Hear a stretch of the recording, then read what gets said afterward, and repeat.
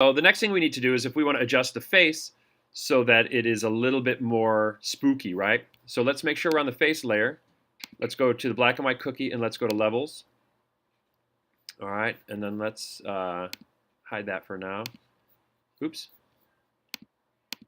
Double click on that. So here's my levels. All right, there's my properties. Let's move this over here a little bit so I can see it. I am going to, oops.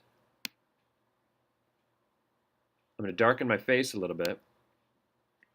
Now the problem with this is that it's darkening the whole thing, right? And I just want to darken my face a little bit. I don't want to affect the whole picture. So what I'm going to do is this. Right now that layer mask for levels is on the whole thing here. What I'm going to do is I'm just going to alt-click my layer mask, and I'm going to drag it up here, and I just copied that layer mask. So all I did was I hold down the Alt-Option key on my keyboard, I grabbed this layer mask, and I dropped it on top of this other one, and it asked me to replace it, and it did. So now that levels adjustment is only for my face, which is super cool, right? So I don't have to go back and redraw everything and get everything all set together like that. All right, perfect. All right, so now what I might do is I would like to cut a hole in my face so that I can see that skeleton back here. All right, and again, this is, I don't know if my mouth is going to line up with this or not, but we're going to see what happens with it. All right, so I'm going to go back to my face layer. Specifically, I'm going to go to my face level, my layer mask here. I am going to paint out my face here. Now, if I just use my regular brush, let's turn my opacity up here, and I use black, I can paint out my face, and that's where the skull part comes in, right? So you can see here I'm eating away at this layer mask, and it's making it a little bit more creepy. Now, that looks cool, but if I want it to look like torn flesh, let me step back here.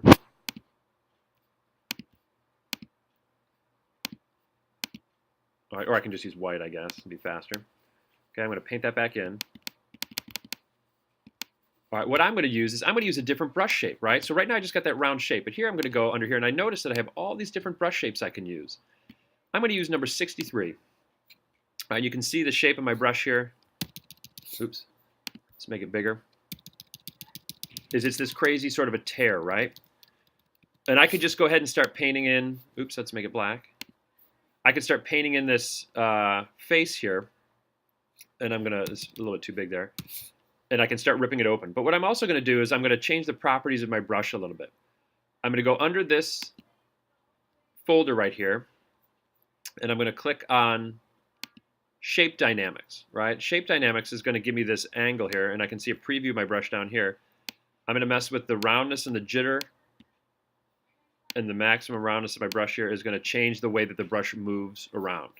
So now when I close this window down, when I click my mouse once, it's going to cut a hole, but when I click it again, see the way it's rotating the brush around here and it's starting to pull? I'm going to turn my opacity up to 100%.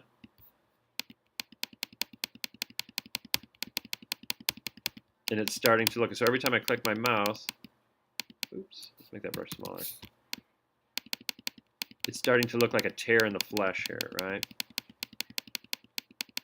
So maybe I should have kept my mouth closed.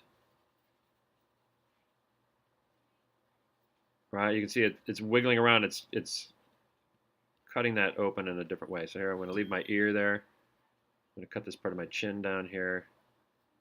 All right, like that. And let's get this part over here. All right, now I'm going to flip back to white, and I'm going to paint this part in up here.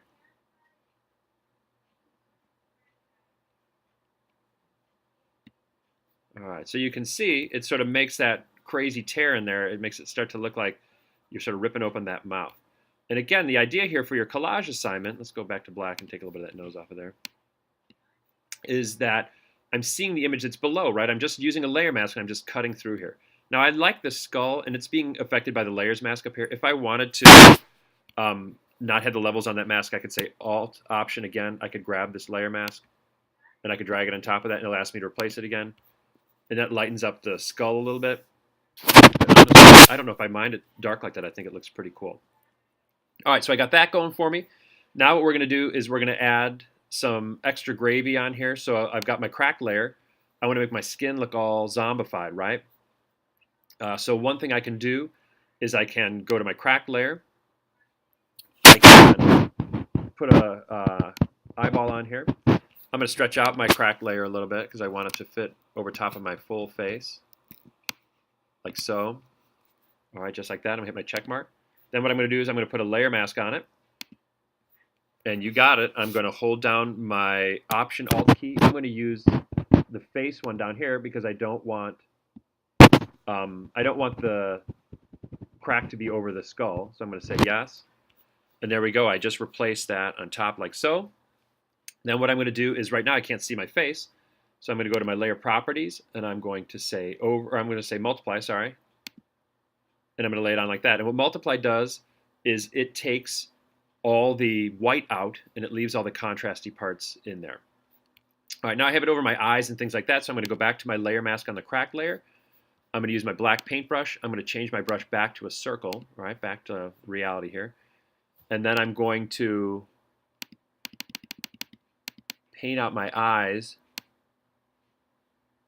a little bit softly so those cracks aren't on my eyes like that. And if there's any other weird cracks or like on my beard here, I might, like my ears, if it looks a little weird here, maybe I'll turn the opacity down a little bit so the cracks fade, make my brush a little bigger.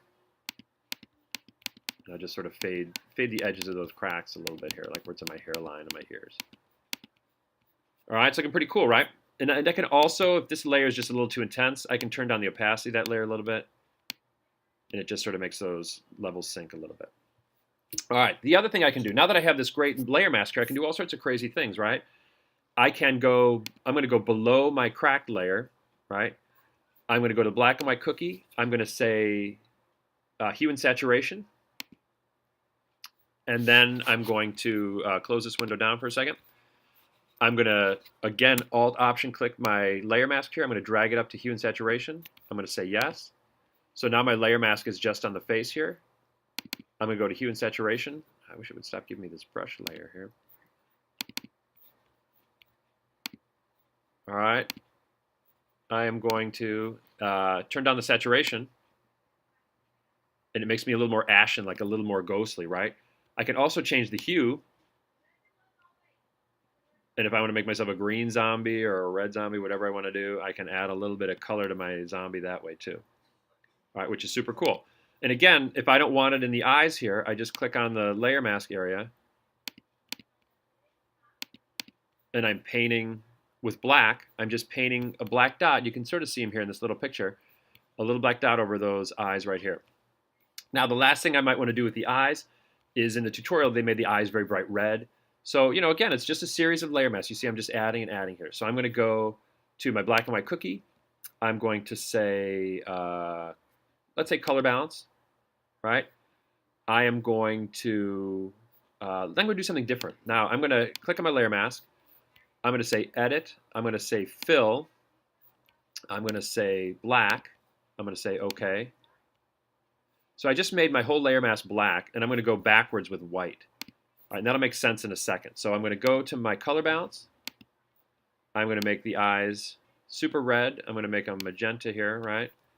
Now when I go to my layer mask and I paint white here, let's make the brush smaller. Let's zoom in a little bit. Space bar to bring my face over. I'm punching a hole. You can see these two white dots here. This is the only part of the layer mask that's open right now, and this is the red that I just created with my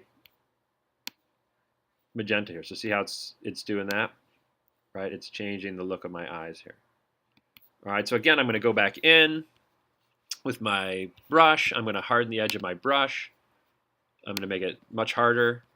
I'm going to go back to my layer mask here. Oops, cancel it. I'm going to go back to my layer mask. I am going to, I always do the wrong one here. I'm going to do black. My opacity is down pretty low, so I'm going to put this up here. And I'm just going to try to trim out that red, right, because I don't want it to spill onto the zombie face there, right? So I'm going like so, I'm going like so, I'm going like so. Then I can make this brush really small.